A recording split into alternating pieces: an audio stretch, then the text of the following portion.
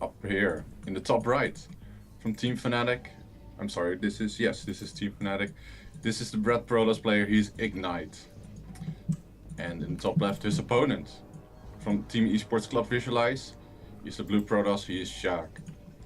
Unknown to some, his name is not actually Sjaak, it is Wouter, which is probably even more Dutch than Sjaak possibly is. Well, I'll leave all the Dutch pronunciation to you because I think I murdered it last time at the Dutch StarCraft League Finals, so not going to give that another go. Do let me know in stream chat, by the way, if all the sound levels and such are okay. We're running this on a whole new system, so it should be nice quality, but sound balancing can always be a bit funny once it actually goes live. So do let us know.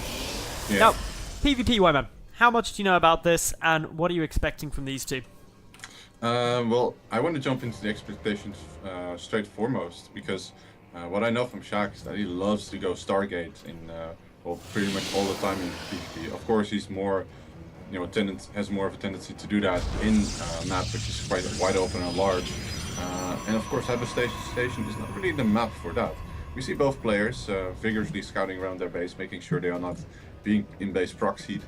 And from there, we'll both be seeing them taking their gases and doing their respective build orders.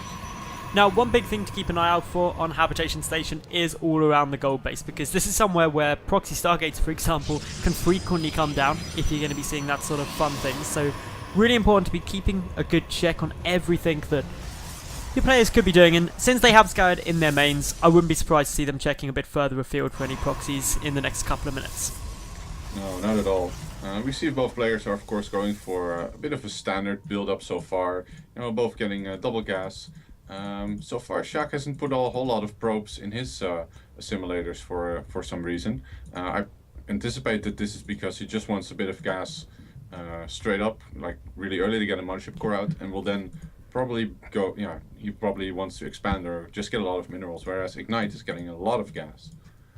So getting that big amount of gas down, you've always got to be thinking, where's it going to be pumped into? And while 6 probes compared to 4 probes in gas isn't a huge difference, it does allow you to get down the faster Stargates, the faster Twilight Councils, or even just a very quick sentry out, or quite a few sentries. And that can be something Protoss players do decide to go for if they're looking to be more defensive and passive, maybe looking for the later game. So really, the first structure that comes out after this Cybercore is finished is all important. Yes, and for Sjaak, that's actually a second gateway, which is an interesting choice. It's it usually tends to indicate a 2-gate. It got cancelled. The gateway? Oh, the Stargate, yeah. The Stargate got cancelled and switched with a Twilight Council after it was scouted by Sjaak. So Sjaak doesn't know this is coming now. Yeah, he doesn't know, and you will very likely be anticipating a Phoenix or an Oracle coming into his base. Funnily enough, he's getting a Twilight Council on his own. Now the question is Ignite going to go with Blink once his Twilight Council finishes? Is he going to go straight into DTs? He's got a probe out on the map, but it's actually going to run into another probe. I wonder if Sjaak sees this. Sjaak just gets the vision of it, but I don't know whether or not he would have seen it, because they're seeing it as it wanders by and actually seeing on the minimap, but we'll definitely see it now since his Mothership Core is picking it off. That's actually a huge catch, because the Dark Shrine is on their way.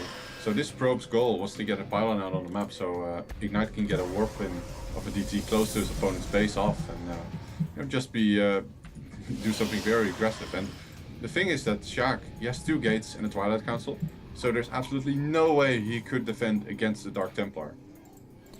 And this is going to be a bit of a problem for Sjaak, because, as you said, there is no detection at the moment, nor is he going any way into it. Another gate now getting added on. Blink is all that's coming down. This could be exceptionally rough, but Sjaak is moving in now with the Mothership Core, gonna be a hero, and sees that Dark Shrine being produced.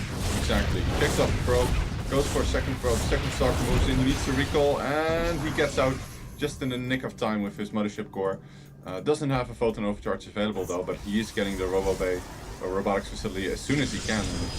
The thing is though, there are proxy pylons now on the map for Ignite, so once this Dark Shrine finishes, he will be able to warp in quite soon, so Sjaak needs to hurry up. Smart play though by Sjaak. He's using these Stalkers to block up the ramp, making sure that if DTs do get warped in, it buys just a little bit more time. Yes. Dark Templar, gonna be wandering up though.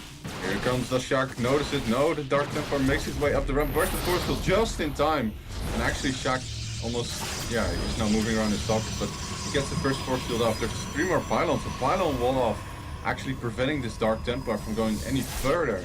More stalkers being warped in at the front, and the observer is just about to pop out.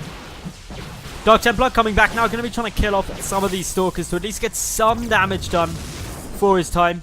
Shouldn't be able to get the kill though. The stalker is very low on health, but oh, it does stop. A bit of a missed micro there, and actually the Dark Templar gets picked off as well. So this was actually by all means a favorable trade for Sjaak, who is currently off his supply and constructing his own expansion already. Picking off 2 pylons as well. I would say that Ignite, while he's not particularly far behind, Sjaak is in good shape at this point. Sjaak is definitely ahead. Just having that advantage in terms of the natural base timing, the better resource trading, and also I'd say the better tech. And, well, just keeping a close eye on everything that's going on at the moment, making sure that it's all looking good. Yeah, this is now just a fairly standard game. This is very standard. Both players are going to be feeling each other out.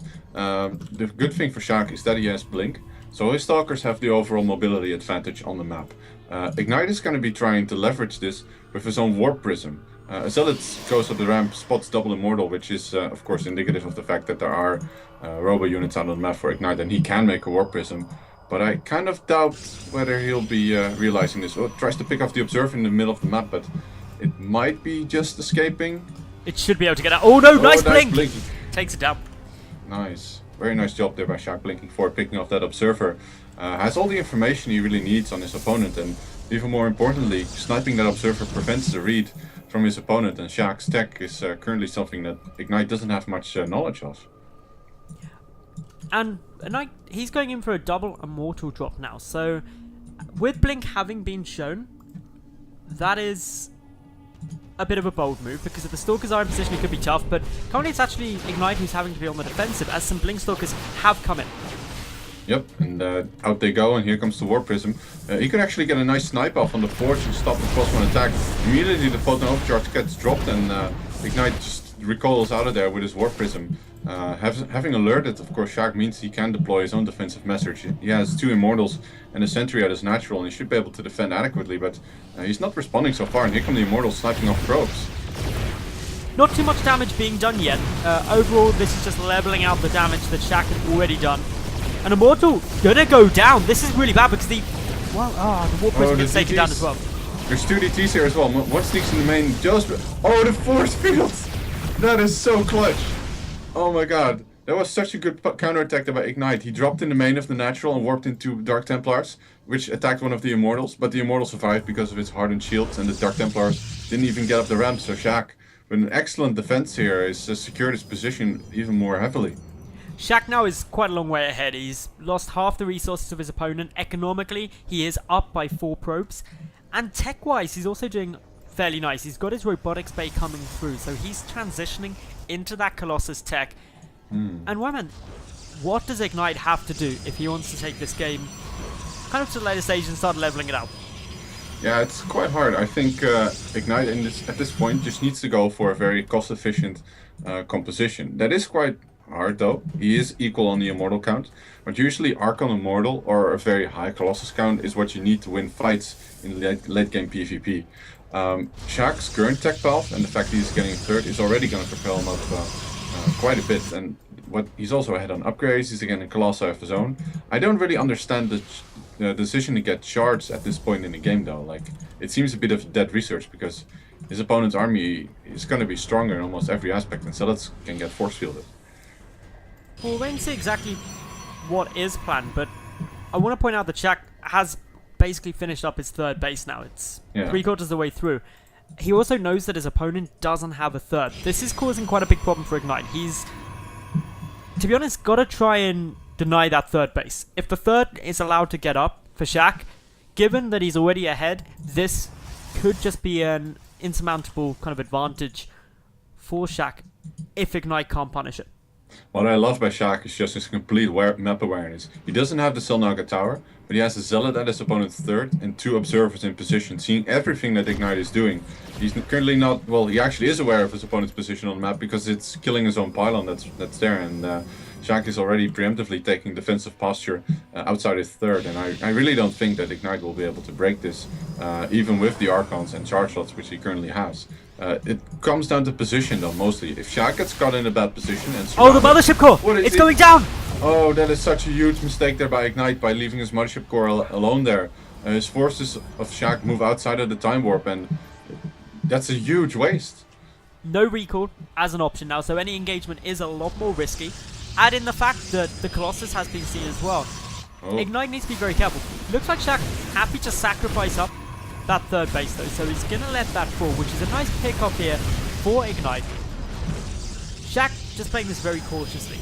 He's playing very cautiously indeed. He recognizes that his opponent doesn't have a third, so I think he feels safe holding this. This isn't like a 2-base all-in by Ignite, is it? I mean, he's heavily committed to all sorts of tech.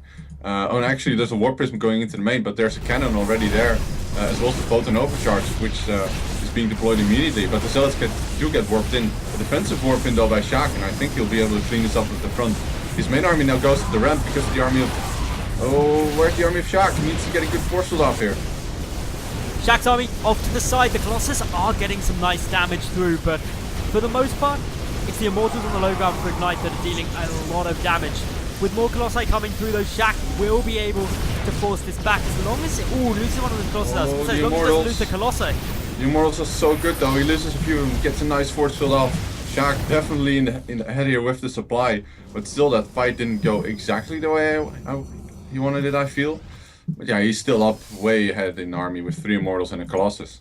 He's also going for a counter-attack. We've got 4 Dark Templar wandering across the map now for Sjaak. And back at home, there's only one Ignite, one Photon Cannon for Ignite. That's not much in the way of detection. Oh, there's 3 DTs going down on this Immortal though. There is finally an Observer for Ignite, so those get cleaned up rather easily. There's also a cannon at the natural of Ignite, as well as finally one in the main. He only just got warped in. So I wonder how much this counterattack will actually do. Well, the DT's going straight for the Constructing Cannon at the moment. The second one is going to get killed off by probes. Up in the main base though, 2 DTs going for the cannon will get taken down. That's the only detection, leaving 1 Dark Templar to kill off any probes that it can lay its sight on. Sjaak here spending a lot of resources and army on this side attack, and going for actually an Atosis pylon here in the main of Ignite is going to do quite a bit of damage. 2 DTs now at the front of the natural of Sjaak are going to town on this warp gate because for some reason there's no observer there, currently being chrono boosted out. And yeah, this does hurt the infrastructure of Ignite, but Sjaak isn't actually killing anything with this DT. Again, another DT trapped through with a couple of force fields there. No deaths caused, but if we look over on Ignite's side, not many probes went down either. In total, 8 have been killed by Sjaak, 7 have been killed by Ignite. But the production of probes is still better on Sjaak's side. He's ahead by 7 workers, which is actually a fair chunk in terms of the overall income. Gives him about 300-400 more minerals per minute. I want to point something out. There's a probe in the main of Sjaak, which has been attacking the Nexus for quite a while. Currently the Nexus is in the Edel. If Sjaak doesn't know this, like he should once he goes into the red, his Nexus will get, well, team killed, so to speak. Which could be almost game ending, because at this point Sjaak, his army is absolutely sick though, I have to say. Look at that, 3 Colossi, lots of Zealots to buffer. I do feel that adding on Archons here is paramount to actually winning, because Archons shred through Zealots. The other important thing to note is, the way Sjaak has played this mid-game, in my opinion, is very smart. He identified that sacrificing the third would give him the ability to hold off further aggression. Oh, here we go. Sjaak actually gonna force the fight here. Not good time warp here, and the Zealots managed to catch him up with these Colossi, and the Colossi are really the damage dealers here. Once the safest expansion though, some Chargers go in and get driven away. Yeah, and Ignite, just keeps falling behind in supply. Now DT going for the third of Ignite, even though there's an observer there. Is he gonna get this third sniped? He's gonna try to. There's charge lots coming in. They're trying to get a bit more damage down, but no cancel. That's actually a really good pick-off now for Ignite, but his own third base is slowly getting worked down by this Dark Templar of Sjaak. Yeah, so is Sjaak's main base though. Actually an Archon and quite a lot of Zealots here get caught out of position. the front proxy pylon will get killed, meaning that there will be no more warpins for Ignite onto the map, as the rest of his pylons are all inside his base. There's a probe there still out on the map, though, I have to point that out. But I really think that Sjaak, at this point, is going to have to force the issue. Like, he has the superior armor composition. He should really just go for the kill here. +3 is about to finish. That's what I was saying before that engagement, is that Sjaak, he identified that Charge Lord Archon is exceptionally strong in the mid game, but late game, Ignite didn't really have a play. And due to having the higher Colossus count, this is really played into Sjaak's hand, moving across the map now with this Colossus-based composition. And Zealot Archon just doesn't deal with it. Here we go. I like the addition of Immortals, though. They are so strong against almost everything that Sjaak has. With 4 Colossi raining down death on this Protoss army. The Archons vaporizing like they are almost nothing. Sjaak powering through here with this heavy Colossus composition. Really not much of a chance here for Ignite. And GG.